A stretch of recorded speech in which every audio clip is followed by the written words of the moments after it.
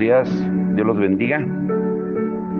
Bueno, pues agradecemos primeramente a Dios por las oraciones contestadas, porque el domingo, si recuerdan, oramos para que lloviera, porque estas tierras ya clamaban por lluvia después de tantas semanas y el mismo domingo el Señor respondió por la tarde con una hermosa lluvia. Y también oramos para que el Señor nos diera una respuesta ya en el Cerezo 1000, y el lunes la recibimos muy grata, abriendo Dios las puertas para ir y llevar su palabra. Y eso nos da una confirmación de lo que estuvimos estudiando en los devocionales el viernes, de el alto precio de la falta de poder. Porque cuando escuchamos testimonios de que Dios sigue respondiendo, de que Dios tiene el poder que no se le ha agotado, de que Él sigue respondiendo las oraciones de su pueblo, cuando nos unimos a orar en oración, pues eso nos motiva y aumenta nuestra fe. Ahora quedamos con una pregunta el viernes: ¿cómo recibimos el poder? Jesús ordenó al grupo de personas o de discípulos que estuvieron con Él, y que incluso ya los había mandado a hacer lo mismo que Él en Mateo 10, en Lucas 9 y 10, en los capítulos. Les había dicho, cuando resucitó y estuvo con ellos por 40 días enseñándoles acerca del reino de Dios, que no se alejaran de Jerusalén, sino que esperaran la promesa del Padre, de la cual Él ya les había hablado en Lucas 1:4, en Hechos, 1:4. Y les dijo en Lucas 24:49, quédense en la ciudad hasta que sean revestidos del poder de lo alto. Y aunque habían estado con Él, aunque habían experimentado su poder por medio de su propio ministerio, ahora tenían que esperar el dunamis, el poder para ser investidos del Espíritu Santo y ser verdaderos testigos de Cristo. Y fue como si hubieran trabajado bajo el paraguas de la unción de Jesús, pero ahora había llegado el momento de que ellos tuvieran su propia unción por medio de un encuentro con Dios. El bautismo de fuego les daría su propio encuentro continuo, que los iba a ayudar a no moverse del centro de la voluntad de Dios cuando llegara la persecución. El bautismo del Espíritu Santo es una inmersión en el dunamis del cielo, en el poder del Espíritu. La capacidad de hablar lenguas es un don maravilloso dado por medio de ese bautismo, y agradecemos a Dios por ese don, pero pensar que hablar en lenguas es el único propósito para ese poder es muy simple. O sea, no es muy lógico. Sería lo mismo que decir que con solo cruzar el río Jordán, Israel ya tendría o poseería la tierra prometida. Sí, estaban en ella, podían verla, pero no la poseían. El cruce del río les dio el acceso legal a la posesión. Ese maravilloso bautismo en el Espíritu nos da el acceso, pero quedarnos en las orillas proclamando que todo es nuestro, en el mejor de los casos, es una necedad. Esa ignorancia ha hecho que muchas personas finalicen su búsqueda. Una vez que recibieron, por ejemplo, el don de lenguas, les han enseñado que ahora ya están llenos del Espíritu Santo, pero un vaso solo está lleno cuando rebosa la plenitud de Dios y cumple el propósito para el cual se le dio ese poder. Solo puede medirse por lo que desborda. Ahora esas personas que dicen estar llenas ya son en realidad testigos de Jesús. La plenitud de Dios debe hacer algo más en nosotros que darnos un idioma sobrenatural. Si eso fuera lo único que hubiera, pues no nos quejaríamos. Es un don glorioso de Dios, pero sus propósitos nos llevan más a una relación divina en la que llegamos a ser colaboradores de Cristo.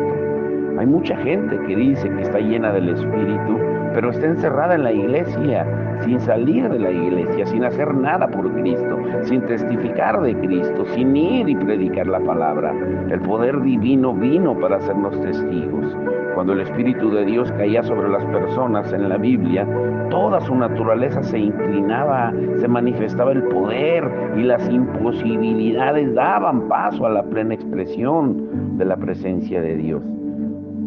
Hoy en día muchos temen las señales y los prodigios porque puede haber un engaño, y claro, la Biblia nos advierte sobre eso, pero para evitar cualquier posibilidad de ser engañados, muchas veces reemplazan las demostraciones de poder por tradiciones religiosas, actividades cristianas o aún mucho estudio bíblico, y con frecuencia se quedan satisfechos solo con teoría, con conocimiento.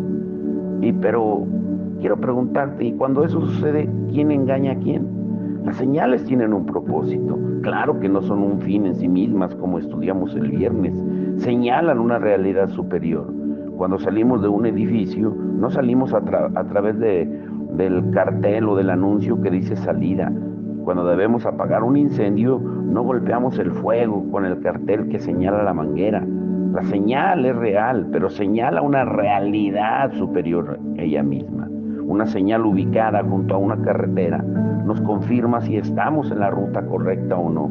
Sin señales no tenemos manera de saber si estamos donde creemos estar. Las señales, claro que no son necesarias cuando recorremos calles conocidas, pero si las necesitamos y mucho cuando vamos a donde nunca hemos ido. Pues lo mismo sucede con el actual mover de Dios. Hemos ido tan lejos y como podemos llegar con nuestros propios métodos y entendimientos y conocimientos de la Biblia, pero es hora de permitir que las señales también, que el Espíritu Santo ilumine nuestro entendimiento y que el Espíritu Santo nos guíe con señales y prodigios y que se cumpla lo que Jesús dijo en Marcos 16:20, que Él, después de que salieron los discípulos a predicar, el Señor confirmaba la palabra con señales y maravillas. Es tiempo que las señales ocupen el lugar que les corresponde. Eso menciona la Biblia. Claro, siempre señalando a Jesús, exaltando a Jesús. El propósito es ese. Juan 16:14, Jesús dijo que cuando viniera el Espíritu Santo, Él lo exaltaría a Él. Igual también lo confirmamos las personas que hemos recibido a Cristo, que hemos adoptado un evangelio auténtico, un evangelio tal como lo predicó Jesús, un evangelio del reino que va en la dirección correcta. Ninguno de nosotros entendía la salvación, perdonen, hasta que fuimos salvos. Perdonen. Y ese fue un milagro, una experiencia. Fue lo que nos dio entendimiento. Lo mismo sucede con las señales. Las señales no señalan a las personas, sino nos dirigen hacia Dios. En ese tiempo, la experiencia nos va a ayudar a abrir nuestro entendimiento, que tal vez han estado cerrado para nosotros. Ahora, nadie en su sano juicio afirmaría que comprende todo lo que contiene la Biblia para nosotros hoy, pero sugerir que hay más hace que muchos sientan temor. Ahora, tenemos una deuda con el mundo. Ese es el título del devocional, nuestra deuda con el mundo. ¿Y cuál es? Cumplir la gran comisión. Es una deuda pendiente. Jesús prometió poder para ser sus testigos en Hechos 1:8. La unción del Espíritu Santo es su presencia real sobre nosotros para el ministerio. El propósito de la unción es hacer natural lo sobrenatural, como hemos estado viendo que Dios se ha estado moviendo. La promesa del pacto de Dios es: estaré contigo. Y escuchen muy bien, siempre ha estado relacionada esa promesa con la necesidad de valor que tiene el ser humano para enfrentar lo imposible. No hay dudas de que la presencia de Dios es la que nos da gran consuelo y paz, pero la presencia de Dios siempre fue prometida a los elegidos para darles seguridad al enfrentar las circunstancias cuando no fueran del todo favorables. Él es el gran tesoro de la humanidad y siempre lo será.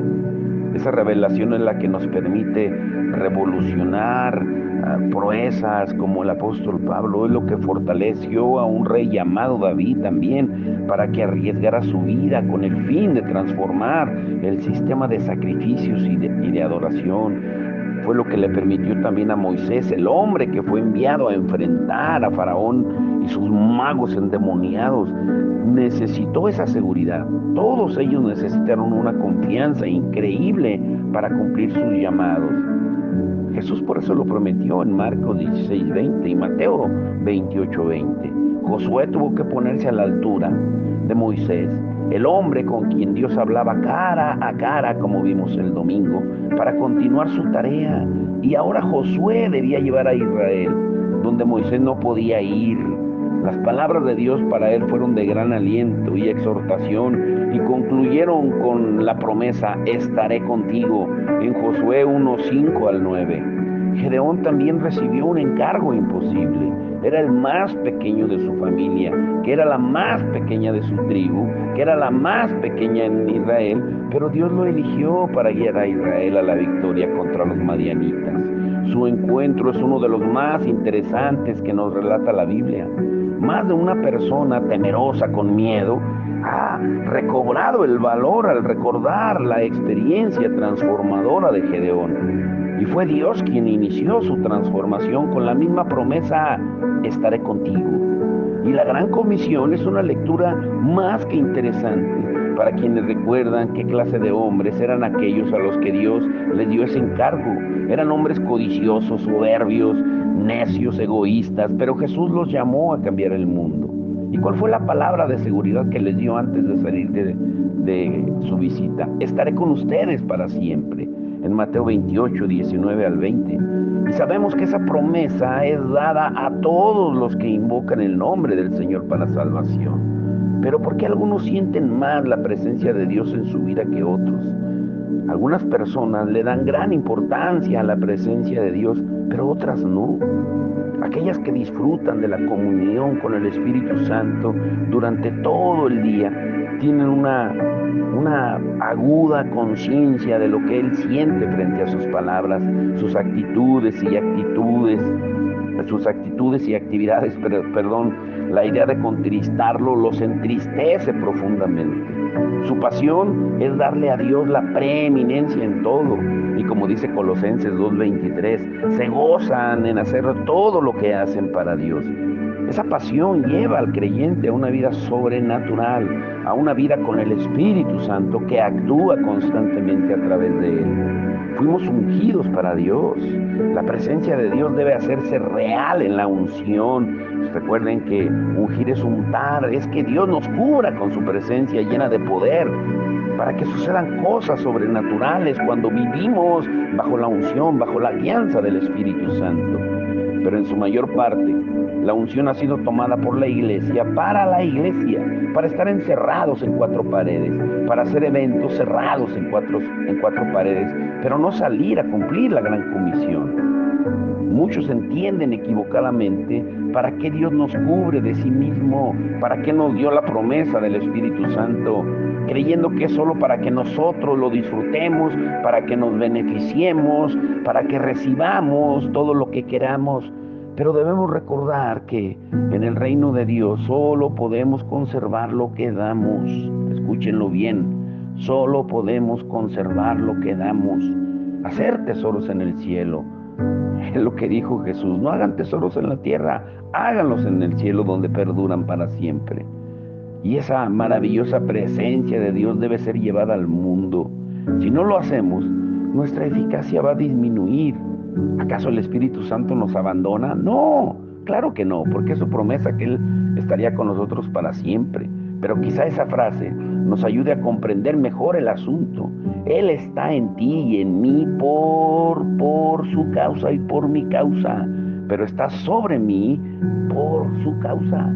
O sea, como hablamos el domingo, si tú no entiendes que ese poder del Espíritu Santo es para ser colaboradores de Dios, pues no hemos entendido nada.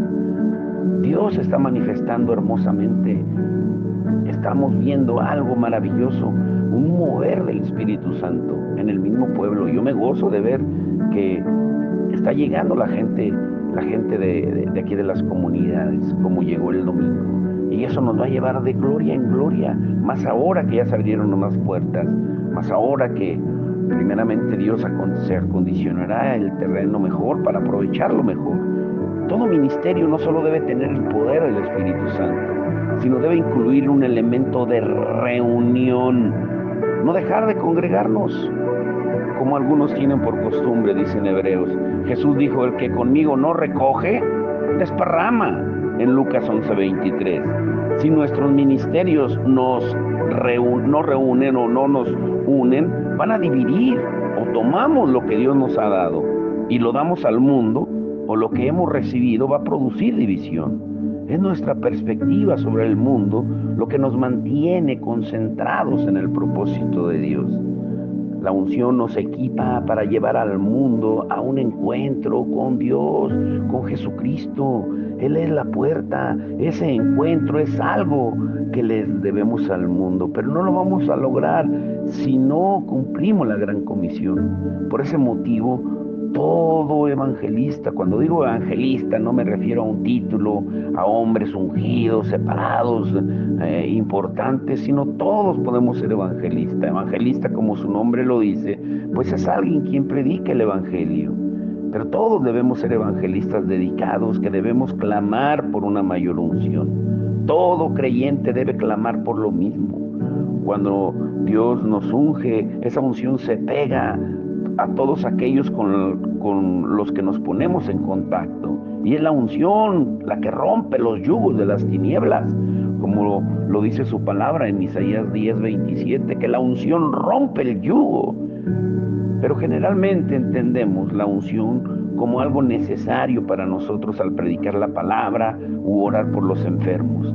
Pero esas solo son dos de las maneras más comunes de producir ese encuentro con las personas. Y aunque son válidas, es la persona que tiene la unción de continuo la que abre mucho más oportunidades para el ministerio. Ahora, no subestimen esa herramienta. Jesús iba por una calle y la gente trataba de acercarse a él por todos lados. Y dice su palabra que entonces una mujer extendió la mano y tocó su manto. Y él se detuvo y preguntó, ¿quién me ha tocado? Y los discípulos se sorprendieron ante la pregunta, porque para ellos la respuesta pues era obvia, todos, porque todos estaban ahí cerca de él, todos lo tocaban.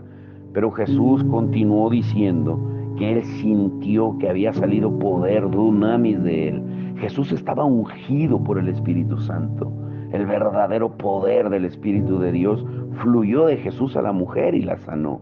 La unción estaba residente en el cuerpo físico de Jesús, como en el de cualquier creyente. La fe de esa mujer exigió la unción de Jesús y la mujer fue sanada porque la unción rompe el yugo, como leímos en Isaías 10:27. Pero una cosa que se nos olvida importante, la mujer recibió lo que buscaba porque estaba reunida buscando a Jesús. No estaba separada, no estaba en su casa, no estaba en otro lugar. Estaba junto a Jesús con todos los demás que estaban reunidos en ese lugar. El que tenga oídos para oír, oiga. Un versículo que se utiliza con frecuencia, por ejemplo, cuando se levantan las ofrendas, es es cuando dicen, lo que ustedes recibieron de gracia, denlo de gracia, como Jesús dijo en Mateo 10:8. Pero se nos olvida el contexto de ese versículo. Jesús no se estaba refiriendo al ministerio de la ofrenda, él se estaba refiriendo al ministerio de lo sobrenatural. Este versículo, el contexto, se está refiriendo a lo que implica de hacer la obra que él nos mandó. Debemos entender lo que es el Espíritu Santo. Es el mayor regalo que una persona puede recibir, y Él vive en ti y Él vive en mí. Cuando ministramos en la unción, estamos dando concretamente la presencia de Dios.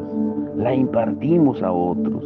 Jesús continuó enseñando a sus discípulos lo que significaba dar.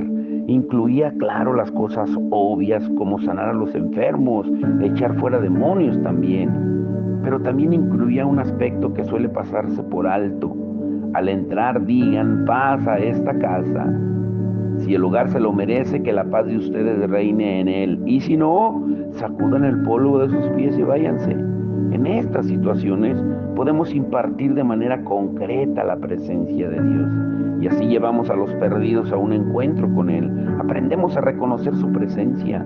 Colaboramos con su pasión por las personas y las invitamos a recibir la salvación. Él nos ha hecho administradores de la presencia de Dios, colaboradores de Él, Y eso no significa que podamos manipular y utilizar su presencia para nuestros propios propósitos religiosos, sino que el Espíritu de Dios se mueve sobre nosotros y nos guía y nos convierte así en colaboradores de Cristo. Y entonces lo invitamos voluntariamente a invadir las circunstancias que tenemos por delante. Las formas más obvias son predicar, orar por las necesidades específicas de las personas, pero nunca subestimemos esta herramienta.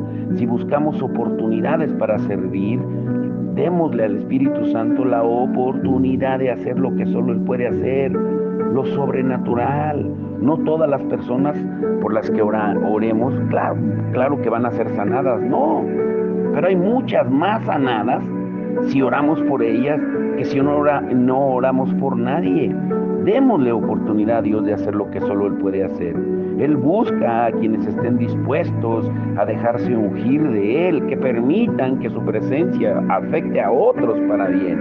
Pero nada de esto se va a lograr si no cumplimos nuestra deuda con el mundo de predicar, de ir y cumplir la gran comisión. Por eso estamos emocionados, ¿sí? Ir a un penal federal donde hay gente muy peligrosa ahí y dar la oportunidad que Dios nos está abriendo la puerta para ir y aprovecharla y llevar la palabra y que vean también manifestado el poder de Dios que transforma vidas, nos debe de alentar. Necesitamos ponernos en marcha, hacer las obras del Padre. Jesús dijo en Juan 10:37, si no hago las obras de mi Padre, no me crean. Las obras del Padre son milagros, señales, maravillas, claro, acompañado con la palabra. El Hijo de Dios declaró que eran los milagros los que convalidaban su ministerio en la tierra. Por eso, vuelvo a repetir, en Marcos 16:20 dice que ellos saliendo predicaron y el Señor confirmaba su palabra, la de Él, la de Jesús, la del Evangelio, con señales y maravillas. Y también dice en Juan 14:12, Jesús dijo, ciertamente les aseguro que el que cree en mí, escuchen esta escritura es poderosa, Juan 14:12, grábensela, Jesús lo dijo, ciertamente les aseguro que el que cree en mí, las obras que yo hago, también él las hará, y aún las hará mayores, porque yo vuelvo al Padre. Los milagros son una parte importante del plan de Dios para este mundo y deben producirse a través de la iglesia. Yo anhelo el día en que toda la iglesia, todos los miembros se pongan de pie y digan, si no hacemos las obras que Jesús hizo, no nos crean. La Biblia dice que debemos ambicionar los dones espirituales. Pablo lo dice en 1 Corintios 14:1 y que esos dones nos fortalecen. ¿Qué dones? Todos los dones. Debemos hacer lo que Jesús dijo, que su voluntad se haga en la tierra como en el cielo, traer el cielo a nosotros. Le debemos al mundo una vida llena del Espíritu Santo. Le debemos un encuentro con Dios. Le debemos la gran comisión. Pero sin la plenitud del Espíritu Santo en ti y en mí, no lo podemos dar. No podemos ser vasos entregados para que Él fluya. La plenitud del Espíritu Santo, si no estamos dispuestos. La meta de Dios durante el Antiguo Testamento y los profetas era esa, que llegaría el tiempo, como dice Joel 2:28, en que todos, ancianos, jóvenes, todos seríamos llenos del Espíritu Santo. Tendríamos sueños y visiones. La meta, claro, es la salvación, la meta inmediata es la salvación, pero la meta final en la tierra, mientras estemos en la tierra, es la plenitud, la llenura del Espíritu Santo en cada uno. Llevarnos al cielo, ese no es un gran desafío como traer el cielo dentro de nosotros, porque el día que te mueras, pues, si mueres en Cristo, pues estabas con Cristo, pero mientras estás en la tierra, ¿qué vas a hacer? Y eso solamente se va a lograr, vivir una vida dedicada a Dios solamente por medio de la plenitud del Espíritu Santo en nosotros. Como estudiamos hace unas semanas, Jacob, un patriarca del Antiguo Testamento, él dormía al aire libre cuando tuvo un sueño que constituyó una de las revelaciones más asombrosas jamás recibidas por hombre alguno. Él vio un cielo abierto y una escalera que bajaba a la tierra. En la escalera había ángeles que subían y bajaban, y sintió temor y dijo: Dios está aquí y yo no me había dado cuenta. En Génesis 28:16. Y esa frase refleja gran parte de lo que hemos estado viendo en los últimos años en las iglesias. Dios está presente, pero muchos no tienen conciencia que Él está ahí. La lista de vidas cambiadas es gloriosamente extensa y aumenta diariamente. Pero así como estos son cambiados, siempre hay los que no ven la hora de que termine el culto para salir. Tienen prisa de irse. Ni siquiera disfrutan los convivios, están comiendo a la carrera, en nuestros servicios, y parece que se les atora el taco para irse. Pero cuando una persona reconoce la presencia de Dios y cambia para siempre, no se quiere mover de ahí. Pero la otra ni siquiera se da cuenta de lo que podría haber sido. El que tenga oídos para oír, oiga.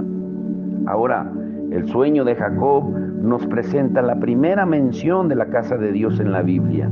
Y esa casa contenía su presencia, una puerta al cielo, una escalera y ángeles que subían y bajaban entre el cielo y la tierra. Y Jesús confirma la revelación de Jacob sobre la casa de Dios en el planeta Tierra, pero de una forma totalmente inesperada. En Juan 1:14 dice: y el Verbo se hizo hombre y habitó entre nosotros. Ya hemos estudiado que la palabra habitó significa que hizo su tabernáculo. Jesús es presentado aquí como el tabernáculo de Dios en la tierra.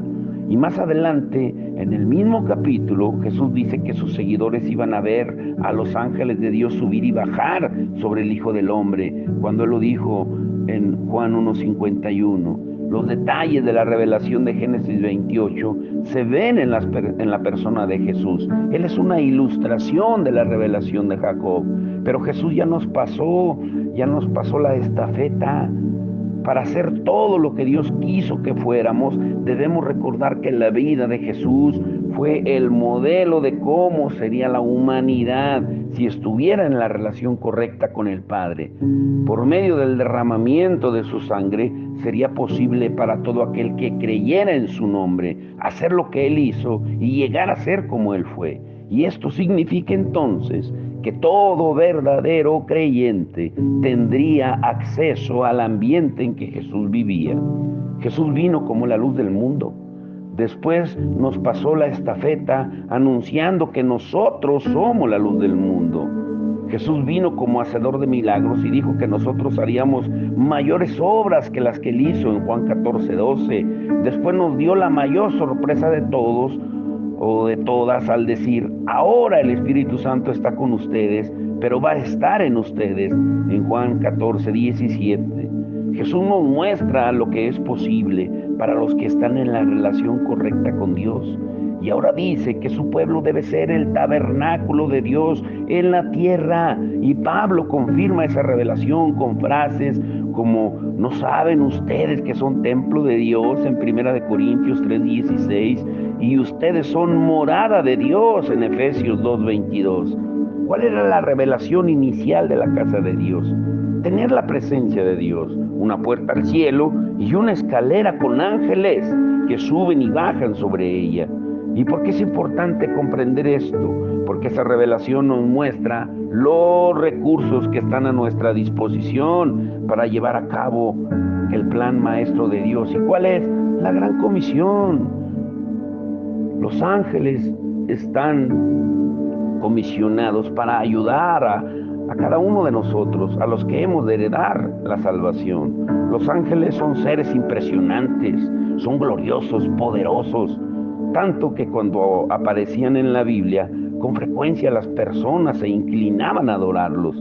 Y aunque es una tontería adorar a los ángeles, pues es igualmente tonto ignorarlos. Los ángeles están asignados para servir donde nosotros servimos. Si se necesita el elemento sobrenatural Hebreos 1:14 dice, no son todos los ángeles espíritus dedicados al servicio divino, enviados para ayudar a los que han de heredar la salvación. Los ángeles, yo creo, como lo hemos visto, que están aburridos porque vivimos una vida que no requiere mucho de su ayuda. Su tarea es ayudarnos en misiones sobrenaturales. Si somos personas que no corren riesgos, pues hay poco espacio para lo sobrenatural y para que los ángeles se muevan. Debemos correr riesgos para buscar soluciones a situaciones imposibles. Cuando la iglesia recupere su anhelo de lo imposible, los ángeles actuarán más entre los hombres. Y a medida que se intensifican las llamas del avivamiento, de que el pueblo entienda y cumpla la gran comisión, pues va a aumentar la actividad sobrenatural a nuestro alrededor. Yo creo que ahora que vayamos, mañana que vayamos por primera vez a compartir en el Cerezo 1000, necesitaremos mucha oración y mucha ayuda sobrenatural, y sobre todo el Espíritu Santo que nos guíe en todo. Si los ángeles fueron asignados para ayudarnos en misiones sobrenaturales, pues lo sobrenatural debe ser necesario. Debemos correr riesgos para buscar soluciones a situaciones imposibles. El Evangelio de poder es la respuesta para la situación de la humanidad. La fe se escribe con riesgo. Si realmente queremos más de Dios, debemos cambiar nuestro estilo de vida para que su presencia manifiesta sea mayor sobre nosotros. Y no es algo que podemos hacer para manipular a Dios. Sería atrevido decir eso o intentar por tomar la palabra de Dios para que mientras nosotros obedecemos, Él actúe hasta las últimas consecuencias y Él solamente diga amén con milagros. No, tenemos que sujetarnos a su voluntad. Por eso hoy quiero concluir desafiándote a buscar a Dios apasionadamente y en su búsqueda que insistas en un estilo de vida sobrenatural, un estilo de vida que mantenga ocupados a los ángeles celestiales que nos traigan al Rey a su reino. Y recuerda que no somos jefes de los ángeles. Aunque Dios nos ha dado a los ángeles para que nos ayuden en nuestra tierra, ninguno de nosotros podemos darles órdenes, solo Dios. Algunos creen que tienen la libertad de hacerlo, pero eso es peligroso. Y hay razones para creer que ellos deben ser comisionados por Dios mismo en respuesta a nuestras oraciones. Por ejemplo, Daniel necesitaba una respuesta de Dios y oró durante 21 días. Y finalmente un ángel enviado por Dios apareció con la respuesta y le dijo: no tengas miedo, Daniel, tu petición fue escuchada desde el primer día en que te propusiste tener entendimiento y humillarte ante Dios. Y en respuesta, yo estoy aquí. Durante 21 días el príncipe de Persia se me opuso. Así que vino en mi ayuda Miguel, uno de los príncipes de primer rango, y me quedé ahí con los reyes de Persia. Daniel 10, 12 al 13. Cuando Daniel oró, Dios respondió enviando a un ángel con la respuesta. El ángel sufrió una interferencia, pero Daniel continuó orando, lo cual aparentemente ayudó a liberar al ángel Miguel para luchar y al primer ángel para que entregara el mensaje. Hay muchas otras ocasiones en que diversos ángeles aparecieron en respuesta a las oraciones de los santos, pero en cada una de ellas los ángeles fueron enviados a servir por el Padre. Y yo creo que lo mejor es orar mucho y dejar que el Padre sea quien dé órdenes a los ángeles. Los ángeles tienen como misión cumplir la voluntad de Dios. Salmo 103:20 dice: alaben al Señor ustedes sus ángeles, paladines que ejecutan su palabra y obedecen su mandato. Él está más ansioso por invadir este mundo que nosotros por recibir la invasión. Y los ángeles tienen un rol muy importante. Ellos responden a las órdenes de Dios y cumplen su palabra. Pero la voz que pronuncia su mandato se oye cuando el Padre habla a los corazones de su pueblo. Los ángeles esperan que el pueblo de Dios hable la palabra de Dios. Los ángeles sienten la fragancia del salón del trono por medio de la palabra que hablamos. Las personas se dan cuenta cuando una palabra se origina en el corazón de Dios y a su vez reconocen esa palabra como la tarea que les ha sido encomendada. Para concluir, escuchen esto. Cuando Dios decidió traer al Mesías, a Jesús, por medio de la Virgen María, envió al ángel Gabriel a llevar el mensaje. Cuando el apóstol Pablo estaba por sufrir un naufragio, un ángel del Señor le dijo lo que iba a suceder en numerosas ocasiones. A lo largo de la Biblia, los ángeles hicieron lo que Dios podía haber hecho. Pero ¿por qué no hizo Dios esas cosas? Por la misma razón por la que no predica el Evangelio. Él ha decidido permitir que su creación disfrute del privilegio de servir en su reino. Dios nos ha delegado la gran comisión. El servicio con propósito reafirma la identidad. Una autoestima sana, según Dios, viene de hacer su voluntad, y el verdadero servicio siempre proviene de la adoración. Como Jesús le dijo a Satanás en Mateo 4:10, al Señor tu Dios adorarás y solo a Él servirás. Pero es tiempo de que salgamos del molde. Mañana continuaremos. Padre, en el nombre de Jesús, te damos gracias por tu amor y tu misericordia. Señor, ayúdanos a entender tu palabra, a entender, Señor, que tenemos una deuda con el mundo y es la gran comisión. Nuestra deuda con el mundo es cumplir la gran comisión que tú ya nos has encomendado a tu iglesia desde el primer momento en que fue concebida, aún antes de que fuera concebida, porque la promesa del Espíritu Santo fue para eso, para cumplir la gran comisión, para ir en todo el mundo, en Jerusalén y en todas partes. Ayúdanos, Señor, a entenderlo, Señor, de que tu plan es de que vayamos a todo el mundo, a todas las comunidades, a todo lugar donde tú abras puertas y predicar tu mensaje. Y tú nos estás mostrando, Señor, que cuando oramos de acuerdo a tu voluntad, tú respondes, Señor. Gracias por las oraciones contestadas y por lo que vas a seguir haciendo en medio de tu pueblo, Señor, porque nos gozamos, porque nos gozaremos también con los testimonios de las respuestas, Señor, contestadas, porque la unidad de tu pueblo trae la fragancia del cielo a la tierra, Señor, y tú habitas en medio, Señor. Queremos deleitarnos, pero no para que nos conceda lo que queremos, sino para que nos unamos en colaboración contigo, Señor, para que se cumpla tu voluntad. Porque buscándote primeramente tu reino, tu justicia, todo lo demás viene solo por añadidura. Pero es tiempo de que lo entendamos, Señor. Aviva los corazones apocados, los que se han alejado, Señor, y que durante esta semana tú les hables para que regresen al redil, que regresen, Señor, a congregarse a donde tú nos has asignado ese lugar, ese terreno hermoso, para adorarte, para alabarte y recibir instrucciones tuyas a través de tu palabra.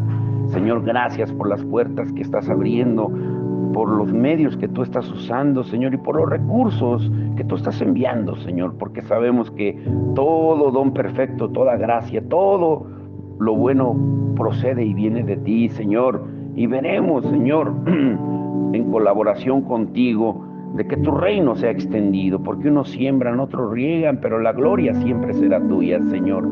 Y glorifícate, Señor, glorifícate con poder, Señor, el día de mañana en el Ceres Humil, con todos los presos que están ahí.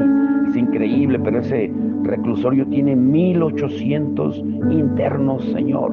Hay tanto trabajo, y tu palabra, Señor, nos dice que visitemos a los presos, y también que tu palabra no está presa, porque tu palabra es la única que puede traer libertad al cautivo, a los presos, apertura de cárcel física tal vez, pero lo más importante, de cárcel emocional y espiritual. Que tú te glorifiques con poder, es nuestro anhelo, Señor, que tú seas exaltado, no nuestras ambiciones, nuestros deseos, nuestros sueños, sino tus sueños, Queremos soñar contigo. Queremos, Señor, ser un tabernáculo vivo, movible, donde quiera que vayamos, que tu presencia esté con nosotros y que tu Espíritu Santo nos guíe, Señor, a hacer y a hablar lo que solamente el Padre dice y hace. Ayúdanos a ponernos en sintonía diariamente contigo, a deleitarnos contigo y a librar, Señor, a cada persona que está aprisionada de rencores, de amarguras, de enojos, que sea libre en el poder del Espíritu de Dios. Señor, que hoy tú des libertad al cautivo. Te lo rogamos, Señor. Liberta a esas personas que puedan ser convencidas por tu Espíritu Santo para humillarse y reconocer la necesidad tuya. Te damos la gloria en el nombre de Jesucristo. Amén y amén.